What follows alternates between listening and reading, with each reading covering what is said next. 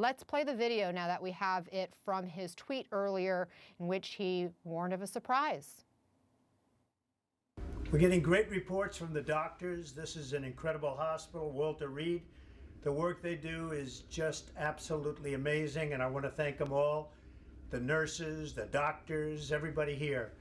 I've also gotten to meet some of the soldiers and the first responders, and what a group. I also think we're going to pay a little surprise to some of the great patriots that we have out on the street, and they've been out there for a long time, and they've got Trump flags, and they love our country. So I'm not telling anybody but you, but I'm about to make a little surprise visit. So perhaps I'll get there before you get to see me.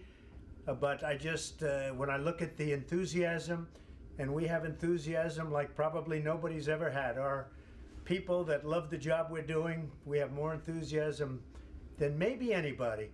So it's been a very interesting journey. I learned a lot about COVID. I learned it by really going to school. This is the real school. This isn't the let's read the book school.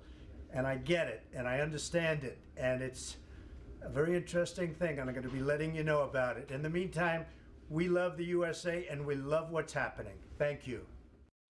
Let's go back live to Jeremy Diamond again outside Walter Reed Medical Center, where the president just passed by in that SUV moments ago. Jeremy, do you know where he is now? Where did he go?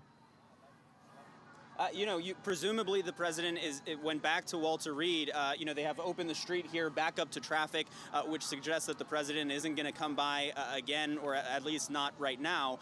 So presumably he is back inside Walter Reed. I would note that video that he sent out, he's announcing the surprise. Obviously, it was posted, it seems, right at the moment when his SUV, his presidential motorcade, actually arrived here on scene. Obviously, for security reasons, they wouldn't want to disclose that the president is about to make a movement in public, but obviously I'm sure Secret Service and the people protecting him had some concerns. We saw several of the Secret Service officers in tactical gear walking alongside the motorcade as well, because he is in very close proximity to the people the members of the public who are out here on the street. One thing that I would note, though, of course, obviously we've talked about the element to which this is the president trying to send a signal to the public and to the world that he is doing all right. But at the same time, you have to wonder, what was the risk-benefit analysis that was done here? I mean, it seemed like the Secret Service agents who were driving the president in that motorcade, they did appear to be wearing those N95 respirators on their faces, but that was it. The president right now, while he is at Walter Reed, we've been told by Dr. Conley and others that they enter those rooms with the full suite of protective gear on them.